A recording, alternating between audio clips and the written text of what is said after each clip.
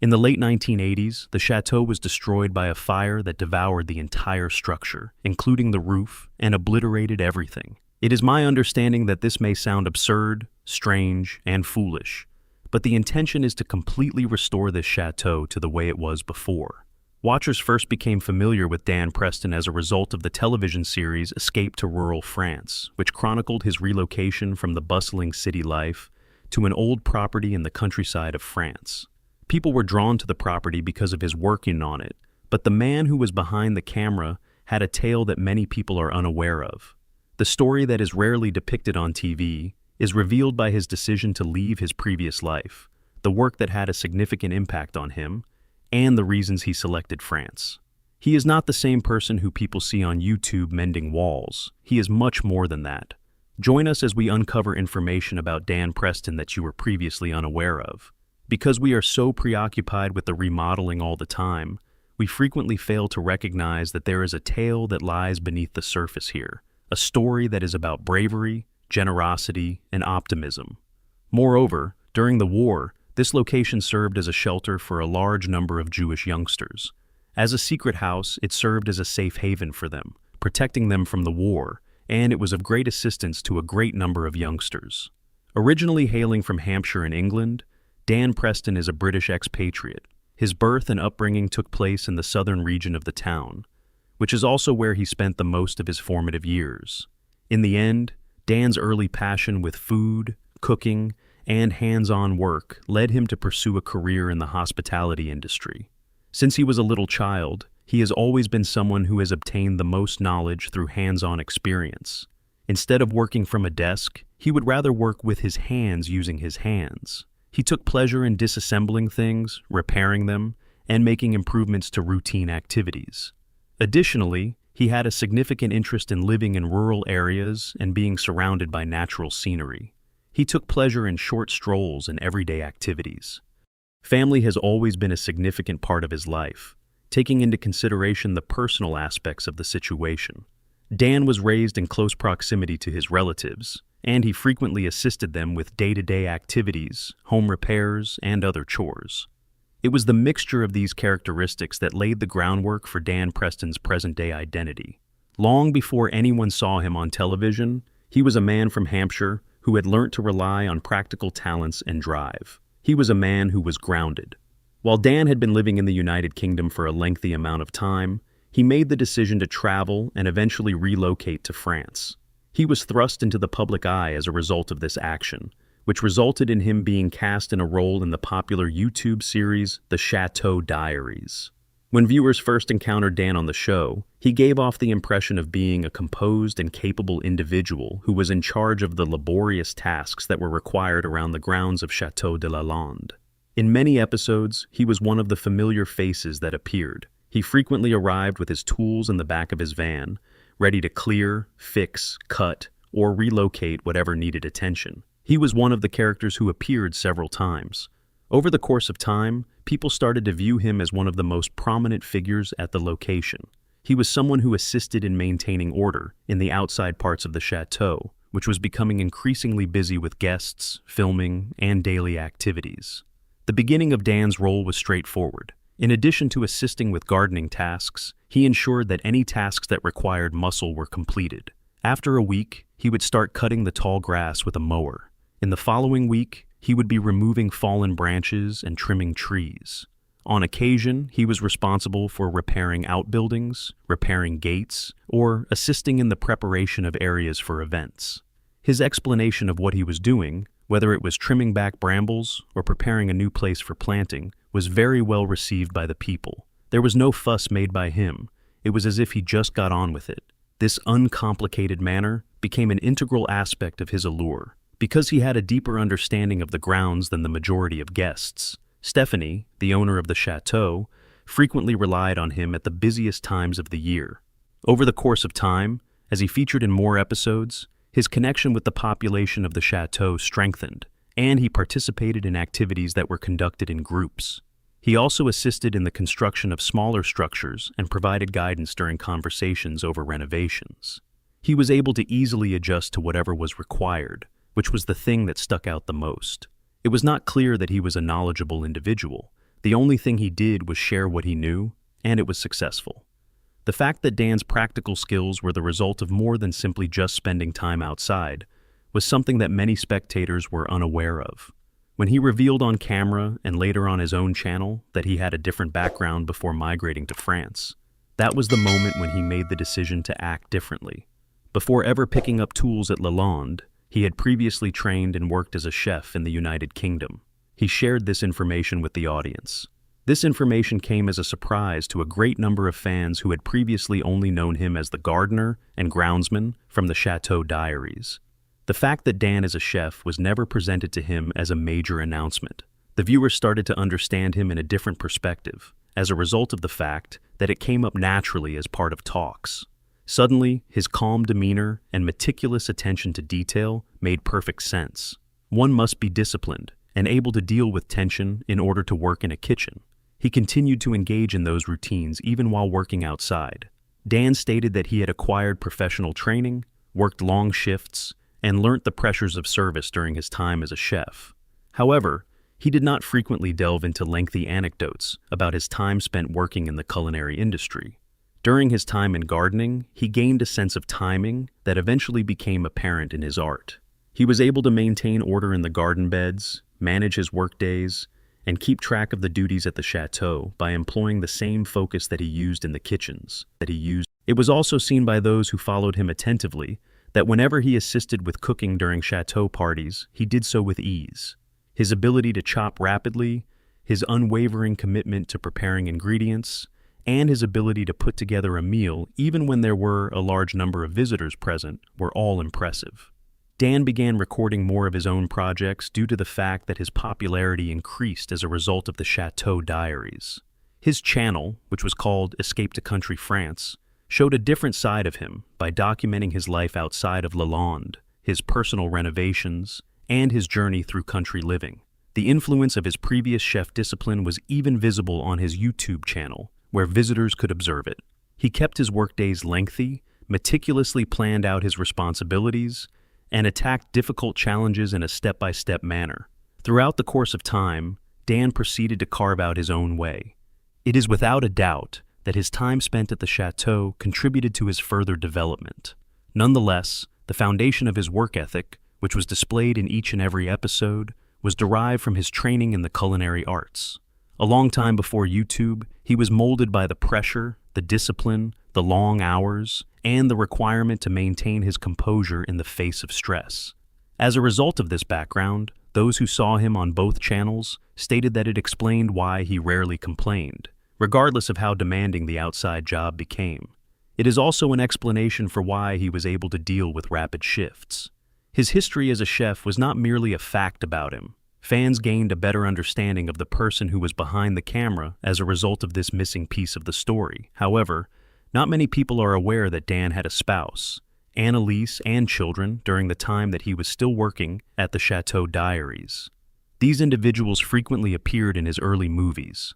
With the intention of establishing a peaceful existence in the countryside, they lived together in a farmhouse, where they spent their days working on various home improvement projects. As far as the onlookers were concerned, it appeared to be all love and sweetness. Despite this, Dan and Annalise were having a difficult time keeping their marriage together behind the scenes. Throughout the years, Dan successfully juggled his duties at Chateau de Lalonde with his projects at home. He spent his evenings editing movies for his own channel, working on construction projects, and filming long hours for the Chateau Diaries. Evenings were spent editing videos. His daily routine shifted as his presence on the internet increased. From that point on, he was no longer a man who worked in the background, repairing kitchens and tending gardens. He was transitioning into a full-time content creator with ideas to pursue and an audience that anticipated receiving regular updates through his work. The tempo picked up with each passing month. After he landed in France for the first time, his life became even more hectic than it had been before. He experienced stress in his personal life as a result of this adjustment.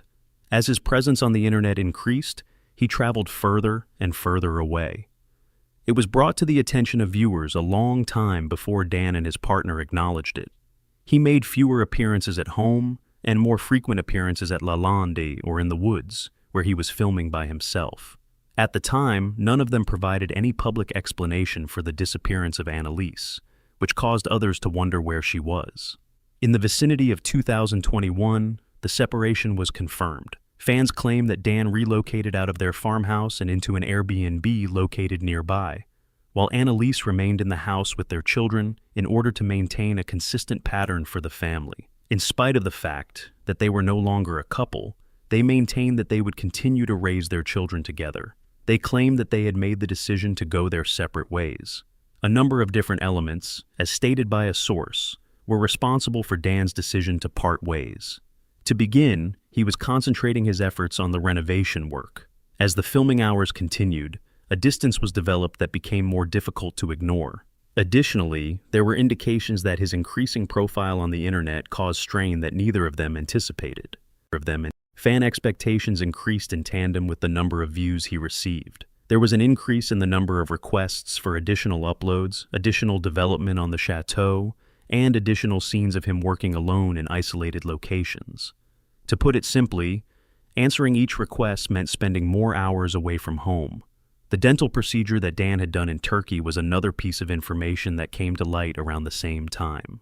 The timing prompted viewers to wonder, but the reality was far more straightforward. He was dealing with a significant problem at home, in addition to treating long-term dental difficulties that he had been experiencing. The fact that the two occurrences occurred so close together was the only reason they appeared to be connected. At one point in time, Dan and Annalise appeared to be a good match for each other, as fans of the Chateau Diaries recall.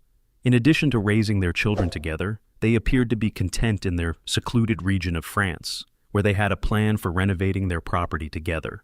Their breakup served as a reminder to viewers that not every relationship can thrive under the kind of attention that is received online. What appears to be a simple life behind the camera is seldom as simple as it actually is.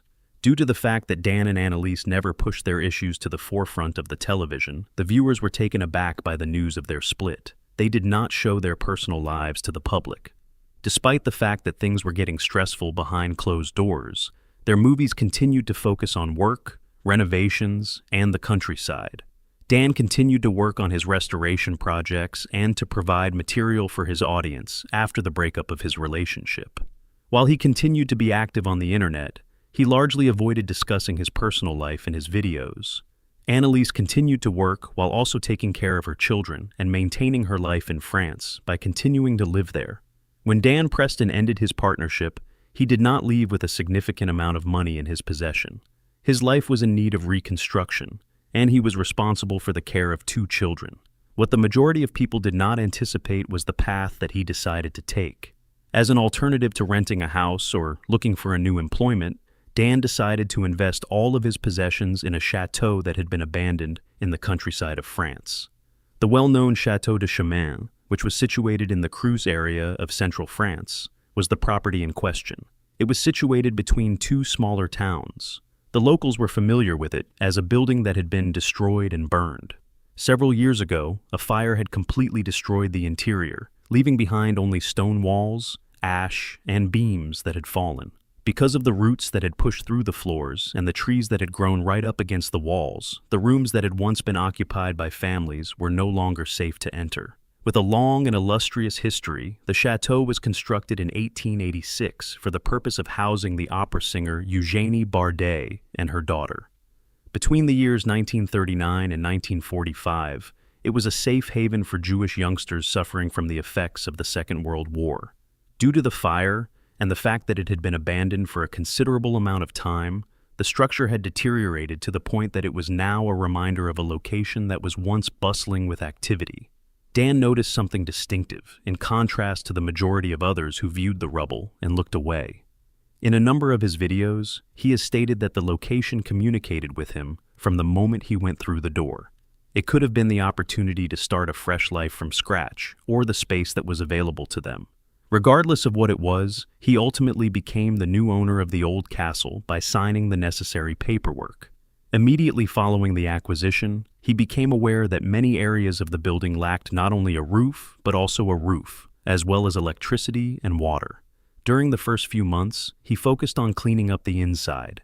Beams that had been burned were scattered across each floor. The walls were painted with soot. In several of the rooms, there was a lot of debris.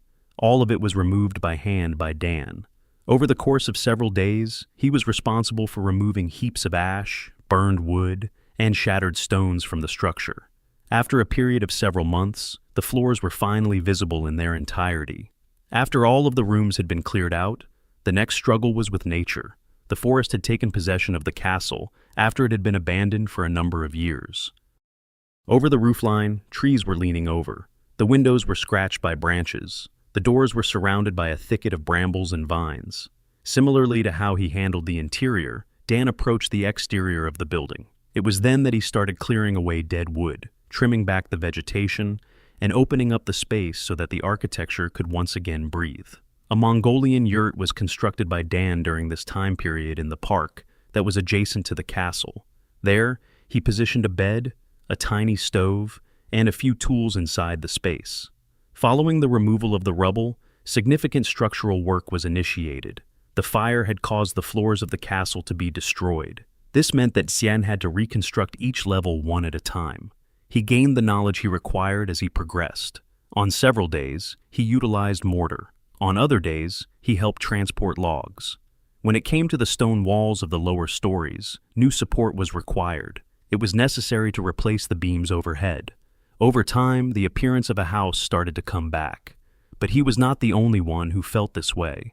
Nick and Brian, two of his close pals, accompanied him on a significant number of the jobs.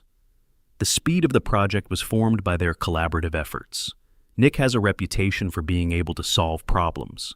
He was responsible for the majority of the work that was done outside. In addition to clearing the parts that were too dense for Dan to handle on his own, he manicured trees and cut down dangerous trunks. He ensured that the ground was secure so that Dan could concentrate on the structure. On the other side, Brian, who works for his own channel and is of Irish descent, was given the responsibility of being an engineer. He assisted with the planning of massive buildings, angles, and measurements that required great attention to detail.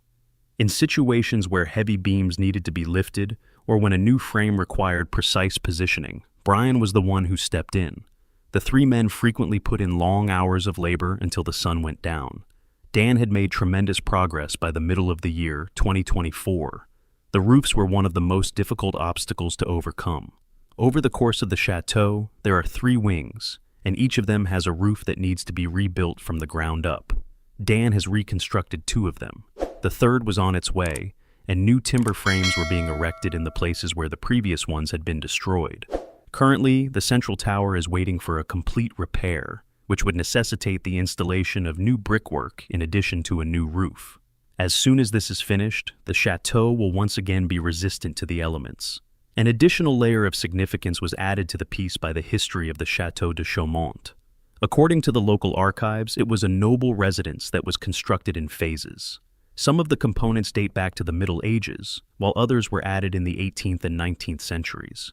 It was almost completely eradicated from the land due to fires, desertion, and the passage of time, but Dan's purchase prevented it from being completely lost. People frequently inquire as to the reason he chose to live this life. What is the point of taking on something that is so broken when beginning afresh is already a challenge? Rarely does Dan provide lengthy responses. In his films, he merely states that he desired a location in which he could revive his life. Even on the days when everything seemed to be piling up, he desired to have a project that was worth getting up for. In addition to this, he desired for his children to have a secure home, or at least a lovely place where they could spend their childhood. The objective of Dan is crystal obvious. It is his intention to relocate to a portion of the chateau as soon as it is secure and warm enough to meet his needs for living. There have been multiple occasions when he has indicated Christmas 2025 as the time when he hopes to have at least one piece that is finished ready, one that is heated, has a bed, and has a door that is locked. A location that will free him from the necessity of relying on the yurt or other temporary structures. The work that Dan is doing on the Château de Chaumont, on the other hand, is totally supported out of his own personal funds and through donations, contrary to the beliefs of many of his admirers. He is not supported by a television network, there is no production firm that is airing the story, and there is no group of producers who are directing him in what he should film. Filmed with his own hands and with only a small amount of assistance from others who are traveling the same path as him, what you see on his channel is an accurate representation of what is happening in his life.